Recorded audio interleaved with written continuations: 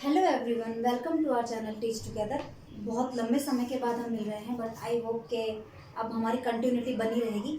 देखो, शुरुआत कर रहे हैं हम अपना डीएलएड फर्स्ट ईयर, पेपर 1 है आपका ये, जिसका नाम है बाल्यावस्था तथा बालकों का विकास। ठीक है, और इसको हम एक हफ्ते तक ये सीरीज चलाएंगे।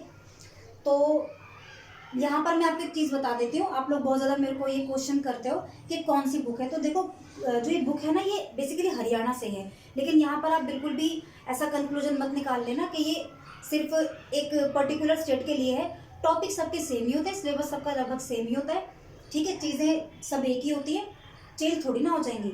ठीक है, तो ये सबके लिए ही उतना लाभकारी है जितना कि किसी एक निश्चित स्टेट के लिए होगा। ठीक है, तो चलो स्टार्ट करते हैं। देखो, हमारा पहला यहाँ पर टॉपिक क्या है, और एक चीज मैं और बता दूं। देखो, ये जो क्वेश्चन आता है ना, एक सेकंड,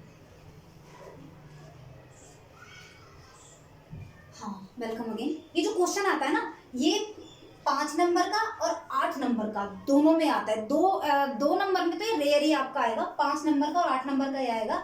जब ये 5 नंबर का आएगा तब आप सिर्फ ये पॉइंट ही लिखेंगे। ठीक है, पॉइंट लिखने का मतलब ये है कि मैं भी डिक्टेट करूंगी, पॉइंट के आगे भी मैं बताऊंगी। लेकिन जब ये 8 नंबर का आएगा ना, तो आप पहले थोड़ा सा ना इन पॉइंट से पहले आप लिखते हैं प्रस्तावना टाइप इंट्रोडक्शन, जिसको आप बोलते हो, वो लिखोगे। उससे क्या होगा कि इसमें जो जो ये शब्द मांगता है, 70 से 80 या फिर 100 से 150 जो ये शब्द मांगता है, वो कंप्लीट हो जाएंगे। ठीक है ना, आई बात समझ में। 5 का मांगेगा तो आप बस इतना ही यहीं से स्टार्ट कर देना। ठीक है, चलो अब स्टार्ट करते हैं। देखो, क्वेश्चन है यहाँ पर कि वृद्धि और विकास में अंतर स्पष्ट करो। पहले मैं आपको बता दूं कि प्रस्तावना क्या लिखना है। आप चाहो तो आप इसको नोट डाउन भी कर लेना, इसको आप स्किप करोगे, ऑफलाइन ही है, तो आप सुनो मैं क्या बोलते हैं। प्रस्तावना लिख के या फिर ना भी लिखो तो भी चलेगा। ठीक है, प्राय यह देखा गया है कि वृद्धि और विकास शब्दों को एक दूसरे का पर्यायवाची समझ लिया जाता है, जबकि यह सत्य नहीं है। दोनों शब्दों के अर्थ, प्रयोग, सिद्धांतों, प्रकृति आदि में कुछ ना कुछ अंतर अवश्य दिखाई देता है। इन अंतरों का अध्ययन करना अध्यापक के लिए अति आवश्यक है। वृद्धि और विकास में मुख्य अंतर निम्नलिखित हैं। इतना लिखने के बाद फिर आप ये पॉइंट स्टार्ट करेंगे। और मैं एक चीज बता दूं, जब आप ये हिंदी में लिखते हो ना, तो अपने इंग्लिश में भी लिख दिया करो। इफेक्टिव लगता है, अच्छा लगता है, टीचर को देखने में खुश हो जाएंगे, 1-2 नंबर आपको दे देंगे अच्छे से, फालतू में, और मतलब ठीक है, वो कंजूसी नहीं करेंगे। आई बात समझ में। तो देखो, पहला पॉइंट क्या है, अर्थ में अंतर, यानी कि इनके अर्थ में अंतर क्या है। तो पहले मैं यहाँ से पढ़ूंगी, ठीक है, फिर हम उसको लाइन टू लाइन समझेंगे। ठीक है ना। देखो, अर्थ में अंतर यानी कि डिफरेंस इन मीनिंग। तो देखो क्या लिखा है, वृद्धि का अर्थ शारीरिक परिवर्तन। इन शारीरिक परिवर्तनों के परिणाम स्वरूप ही व्यवहारों में परिवर्तन आने प्रारंभ हो जाते हैं। लेकिन विकास शब्द का प्रयोग शरीर के विभिन्न अंगों की विभिन्न दिशाओं में गुणात्मक उन्नति के बारे में किया जाता है। देखो, लाइन टू लाइन समझेंगे, ध्यान से समझना। क्या लिखा है कि जब हम बात करते हैं वृद्धि के अर्थ से, वृद्धि का अर्थ होता है सीधा सीधा कि आपके शरीर में क्या परिवर्तन आ रहा है। परिवर्तन का मतलब ये है कि जब एक न्यूबॉर्न बेबी होता है, न्यूबॉर्न बेबी से लेकर और 16-17 साल तक जो उसकी हाइट जाती है, उसमें कितना अंतर आया, उसके वजन में अंतर आया, उसकी हाइट में अंतर आया, उसके बालों में अंतर आया, उसमें बॉडी में भी चेंज आ जाता है। ठीक है ना, 2 साल का बच्चा जैसा था, 18 साल का बच्चा ऐसा थोड़ी दिखेगा। तो वृद्धि इससे संबंधित है। ठीक है, वहीं पर इनका शारीरिक परिवर्तनों के परिणाम स्वरूप व्यवहार में परिवर्तन प्रारंभ हो जाते हैं। इस लाइन को ध्यान से समझना, क्या बोल रहा है, इन शारीरिक परिवर्तनों का, यानी कि आपके शरीर में जो परिवर्तन आ रहे हैं, उन्हीं के ही परिणाम स्वरूप ही व्यवहारों में प्रारंभ आने शुरू हो जाते हैं। कहने का मतलब ये है कि जब एक छोटा बच्चा होता है, स्टार्टिंग में वो क्या करता है, हाथ पैर मारने शुरू करता है। फिर जब उसकी और हाइट बड़ी हो जाती है तो वो उल्टा लेट पाता है। उसके बाद फिर वो और थोड़ा स्ट्रांग होता है, बॉडीली गर्दन उठाना स्टार्ट कर देता है। ठीक है, फिर एक टाइम बाद वो घुटनों के बल चलता है। एक टाइम बाद फिर वो क्या होता है, खड़ा होने लग जाता है सहारा लेके। और फिर वही बच्चा आप देखोगे कि साल भर 1.5-2 साल का आता है तो पूरे आपको दौड़ लगा के दिखाएगा।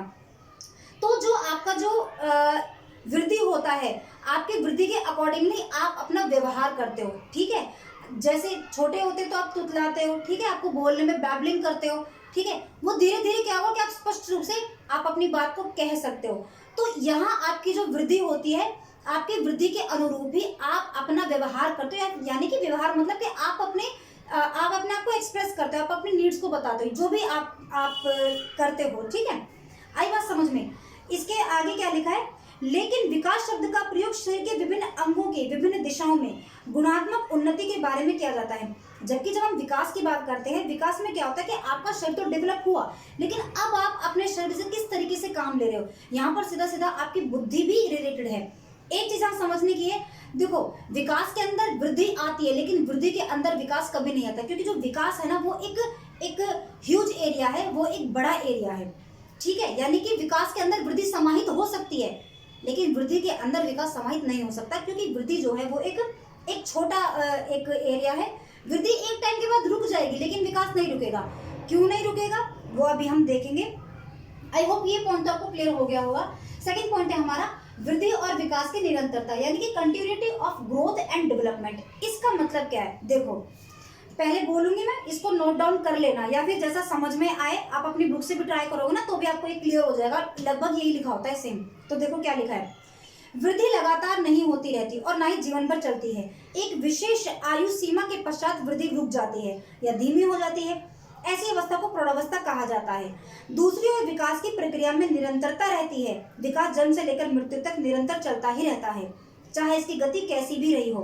अतः विकास की प्रक्रिया कभी थमती नहीं है। मनुष्य में गुणात्मक परिवर्तन आयु भर होते रहते हैं। यहाँ पर इसका कहने का मतलब है, देखो एक टाइम पीरियड के बाद आपकी हाइट बढ़ना फिनिश हो जाएगी। एक टाइम पीरियड के बाद आपका जो वजन है वो कंट्रोल में आ जाएगा, ठीक है। हालांकि इसके ऊपर आप ऐसे परसेप्शन रख सकते हो कि भाई ज़्यादा खाएंगे तो उसको नहीं सोचना, वो तो आप एक बैड हैबिट में लेके जा सकते हो।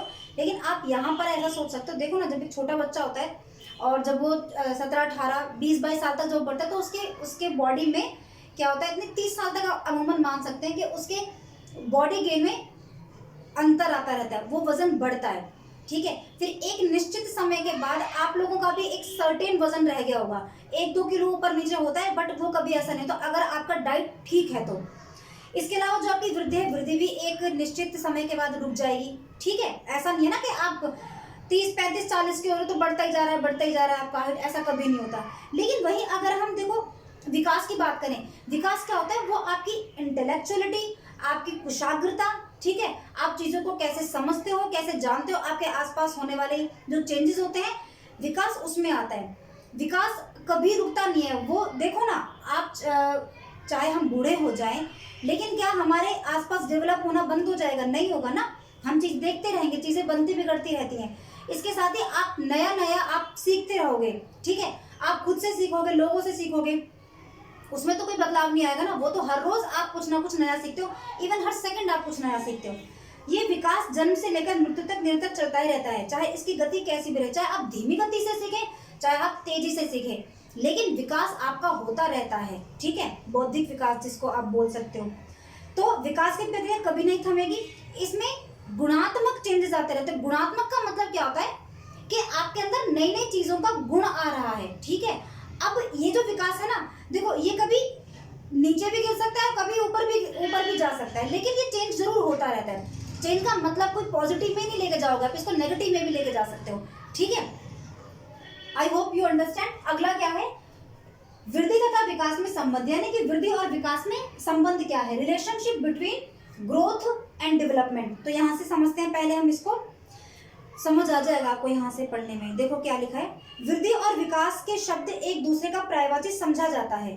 बढ़ते हुए शरीर के साथ उसकी कार्य कुशलता भी बढ़ती है ना। अभी हमने डिस्कस किया था कि जैसे जैसे आपकी बॉडी ग्रो करती है आप उसे हिसाब से काम करते हो, लेकिन ऐसा नहीं है। ये चीज़ आपके मतलब छोटा बेबी जैसे होता है, फिर वो आगे बढ़ता रहता है तो उसी हिसाब से उसको अपनी बॉडी पर कंट्रोल होता रहता है। ये उस चीज़ से रिलेटेड है। आगे सुनो, लेकिन कई बार विकास की प्रक्रिया वृद्धि के बिना ही हो जाती है। कई बार क्या होता है कि आपको जरूरत नहीं होती कि आपकी बॉडी पूरे तरीके से डेवलप हो, वृद्धि उसके बिना भी काम करती है। सॉरी, विकास वृद्धि के बिना भी काम करता है। तो देखो हम इसको ना एक बार पूरा पढ़ देती हूँ ताकि आपको कंफ्यूजन ना हो। वृद्धि और विकास शब्दों के एक दूसरे का पर्यायवाची समझा जाता है। बढ़ते हुए शरीर के साथ उसकी कार्यकुशलता भी बढ़ती है। लेकिन कई बार विकास की प्रक्रिया वृद्धि के बिना भी हो जाती है। शारीरिक रूप में कई लोग विकसित नहीं होते या वृद्धि पक्ष दुर्बल रह जाता है, लेकिन विकास के अन्य पक्षों में वे समृद्ध होते हैं, जैसे बौद्धिक पक्ष, सामाजिक पक्ष या संवेगात्मक पक्ष। दूसरे शब्दों में विकास का पक्ष हावी हो जाता है। इसी प्रकार जब वृद्धि के पक्ष रुक जाते हैं तो विकास के अन्य पक्ष सक्रिय हो जाते हैं।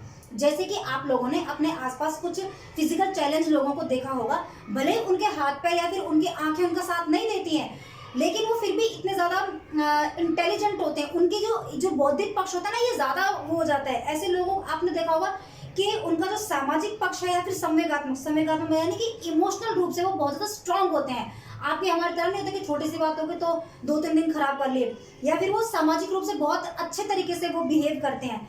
ठीक है, तो इसका मतलब क्या है ओवरऑल, कि अगर आपका शरीर आपका साथ नहीं दे रहा है या फिर कोई डिसेबल है, फिजिकल डिसेबल है, तो इसका मतलब ये नहीं कि उसका इफेक्ट उसकी बुद्धि अपना अलग काम करेगी। ठीक है, विकास अपना अलग काम करता है।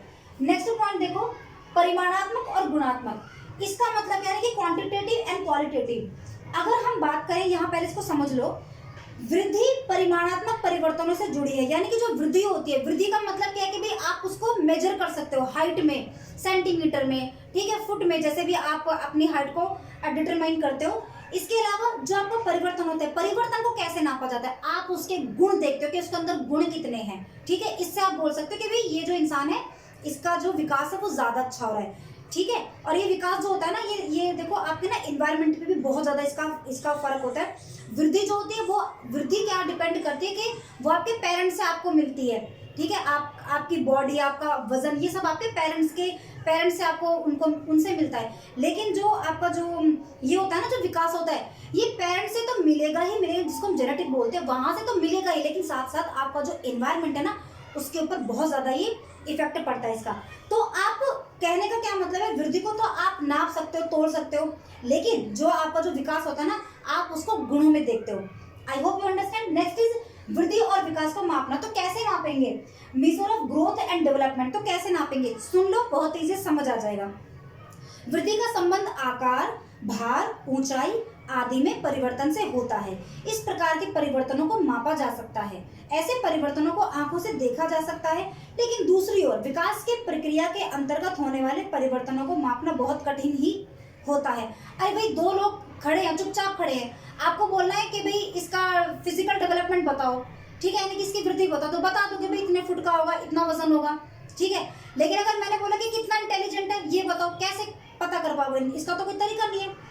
ठीक है ना, इसका तरीका ये है कि आप उसको कोई टास्क दो करने को, तो पता चलेगा कि वो कितने कैसे तरीके से उस काम को करता है। ठीक है, इसके आगे और क्या है, लेकिन दूसरी ओर विकास प्रक्रिया के अंतर्गत होने वाले परिवर्तनों को मापना बहुत कठिन है, बल्कि असंभव भी है।